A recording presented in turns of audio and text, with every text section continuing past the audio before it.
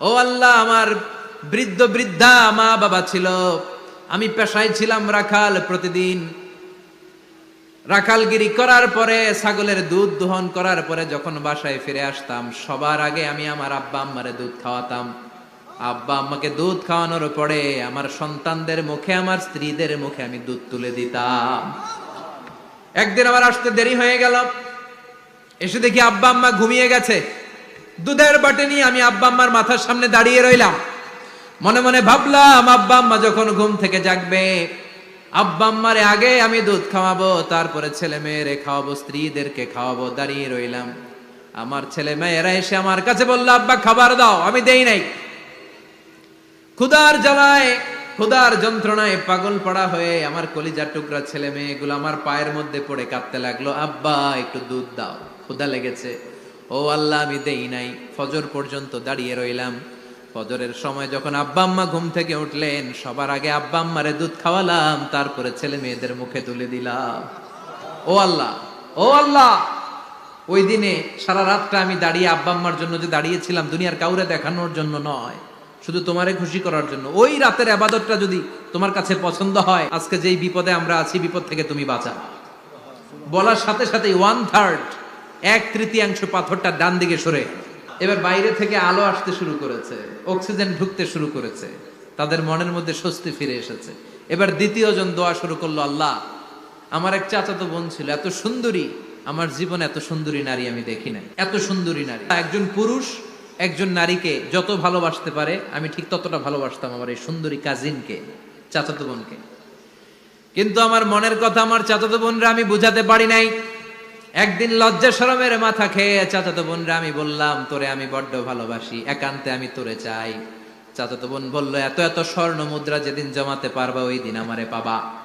এবার আমি স্বর্ণ মুদ্রা জমাতে লাগলাম। জমাতে জমাতে জমাতে জমাতে বছর শেষে স্বর্ণ মুদ্রার থলে নিয়ে চাচাতো বোনের হাতে দিলাম। চাচাতো বোন আমার অপকর্মে রাজি হয়ে গেল। গোপন একটা রুমের ভেতরে আমরা ঢুকলাম। দুইজনেই জামা কাপড় খুলে নেকেড হলাম। জিনা করব, পাপ কাজ করব, একেবারে ফাইনাল ডেস্টিনেশন আমরা চলে গেলাম।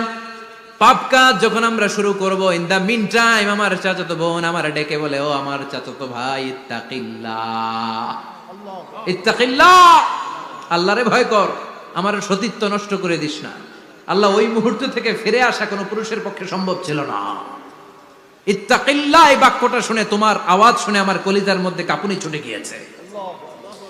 তোমার নাম শুনে আমি আর ধৈর্য ধারণ করতে পারি নাই। চিৎকার মেরে জামা পেড়ে ওই ঘর থেকে বের হয়ে গেলাম। ও আল্লাহ, শুধুমাত্র কেবলমাত্র একমাত্র তোমার ভয়ে ওই দিন আমি আমার চাচাতো বোনের সাথে পাপ কাজে লিপ্ত হই নাই। আল্লাহ রে, ওই দিনের আমলটা যদি তোমার দরবারে কবুল হয়ে থাকে, আজকের বিপদের দিনে তুমি আমাদের বাঁচাও। বলা মাত্রই এই দোয়া আল্লাহর কাছে এত কবুল হয়েছে, কারণ আল্লাহর ভয় এটা পৃথিবীর সবচেয়ে বড় ইবাদত। চিল্লায় বলেন ঠিক কিনা? আল্লাহর কাছে দোয়াটা এত পছন্দনীয় হয়েছে, মুহূর্তের মধ্যে 2/3 পাথরটা গুহার মুখ থেকে ডান দিকে সরে যায়। 2/3 পাথর এখন সরে গিয়েছে। এবার তারা বেরোতে চেষ্টা করলো। দেখা যায় হাত বেরোয়, কারো পা বেরোয়, মাথা বেরোয়, কিন্তু পুরো বডিটা নিয়ে বেরোয়া যায় না। বাকি আছে কয়জন? কথা কন। এবার 3 নাম্বার লোক দোয়া করতে শুরু করেছে, আল্লাহ, অনেকগুলো শ্রমিক ভাড়া করেছিলাম, তাদেরকে দিয়ে কাজ করিয়ে তাদের ঘাম শুকিয়ে যাওয়ার আগে প্রত্যেকটা শ্রমিকের পারিশ্রমিক আমি দিয়ে দিয়েছি। সবগুলো শ্রমিক আমার কাছ থেকে পারিশ্রমিক বুঝে নিয়েছে, একজন ছাড়া। একজন না নিয়ে চলে গেছে। তার টাকা তারে আমি বুঝাই দিতে পারি নাই। তার রেখে যাওয়া টাকা দিয়ে আমি কয়েকটা ছাগল কিনলাম। ওই ছাগল পালতে পালতে বাচ্চা দিল, আরো বাচ্চা দিল, দিতে দিতে বিশাল ছাগলের ডেইরি ফার্ম বানালাম। 1 যুগ পরে ওই শ্রমিক এসে বলে, হে আমার মালিক, 12 বছর আগে তোমার কাছে কাজ করেছিলাম, টাকা কিন্তু নেই নাই, টাকা দাও। আমি বললাম, ওই যে বিশাল ছাগলের বড় একটা ডেইরি ফার্ম দেখা যায়, পুরো ডেইরি ফার্ম তোমার, ডেইরি ফার্মটা তুমি নিয়ে যাও। শ্রমিক আমারে বলতে লাগলো, তাস্তাজিউ মিন্নি, আমার সাথে ঠাট্টা করো নাকি? একদিনের পারিশ্রমিক দিয়ে ডেইরি ফার্ম হয় নাকি? যতটুকু টাকা তোমার কাছে আমি 12 বছর আগে পেতাম, ততটুকু দিলেই চলবে। তারে আমি বুঝিয়ে বললাম, তোর টাকা দিয়ে ছাগল কিনেছি, ছাগলের ব্যবসা করে ডেইরি ফার্ম বানিয়েছি, একটার পর একটা ছাগল বাচ্চা দিতে দিতে আজকে হাজার হাজার ছাগলের এই ডেইরি ফার্ম। পুরো ডেইরি ফার্মটা আমি তোরে দিয়ে দিলাম। বলা মাত্র ওই শ্রমিকটা ডেইরি ফার্ম নিয়ে চলে গেল। মাবুদের এই কঠিন বিপদের দিন সে শুধু দাবি করেছিল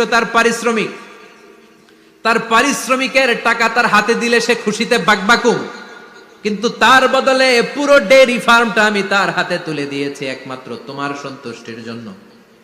ওই দিনের আমলটা যদি তোমার দরবারে একটুও ভালো লেগে থাকে রে মাওলা, আজকের কঠিন বিপদ থেকে বাঁচাও। বলতে দেরি মুহূর্তের মধ্যে বিশাল পাথর খণ্ডটা গুহার মুখ থেকে ডান দিকে সরে যাও।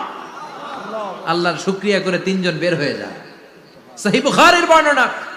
আপনার জীবনে এমন কোন নেক আমল যদি থাকে যেটা শুধু আল্লাহরা দেখানোর জন্য করছিলেন, আমরা আমল করব অবশ্যই দেখানোর জন্য, তবে মানুষকে নয়। কারা দেখানোর জন্য? আমাদের সব দেখানো হবে একজনকে। চিল্লায় বলেন তিনি কে?